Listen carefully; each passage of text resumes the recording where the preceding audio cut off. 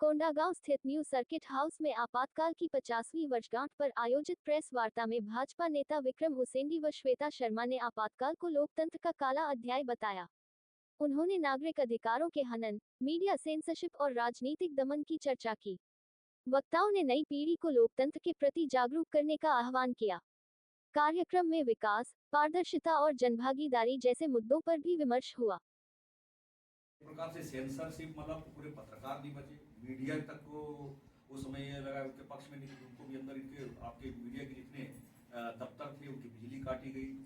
यहाँ तक हमारे विपक्ष के नेताओं को भी रातों रात उठाकर जेलों में डाला गया, बहुत प्रताड़ित किए गए। उसी प्रकार से कुल मिला के लोकतंत्र की हत्या हुई। ये पूरे 50 साल अभी के जो नई पीढ़ी तो नहीं जानते, लेकिन उस समय बहुत एक व्यापक जो स्थिति निर्मित हुई थी और करीबन 21 माह तक ये पूरा आपातकाल का समय पूरा था। और उस समय पूरे बने कुल मिला के एक आतंक स्थापित हुई थी। और उस समय तो ये था कि बहुत सारे नौजवान जो अविवाहित थे उनको भी जबरदस्ती नसबंदी कराई गई। तो कुल मिला के एक कहना चाहिए कि कोई अगर अदालत में जाए तो उसकी बात नहीं सुनी जाएगी। इस टाइप का जो सेंटर लागू हुआ था, बहुत सारे 40 से ज्यादा उस समय अलग अलग संशोधन किए गए। उसे प्रमुख एक जांच से बाहर किया गया, उन्होंने खुद को बाहर कर लिया गया। आप वर्षों बाद भी उसकी जांच नहीं कर सकते। अनुच्छेद 352 के आंतरिक शांति अशांति का हवाला देकर उन्होंने पहले राष्ट्रपति शासन लगाया बिहार में, वो एक शुरुआत थी आपातकाल की।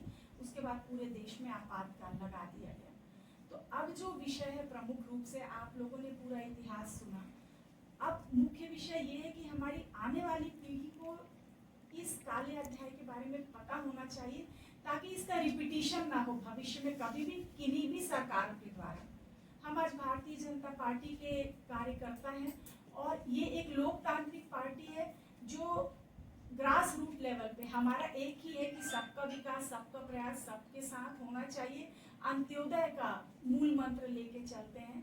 तो ये एक जो फर्क है कांग्रेस और भारतीय जनता पार्टी जनसंघ नीति सरकारों की, ये स्पष्ट दिखता है। जैसे आपने अभी आखिरी लाइन में सुना कि आज भी जहाँ पे कांग्रेस की सरकारें हैं वहाँ पे दमनकारी नीति अपनाई जाती है।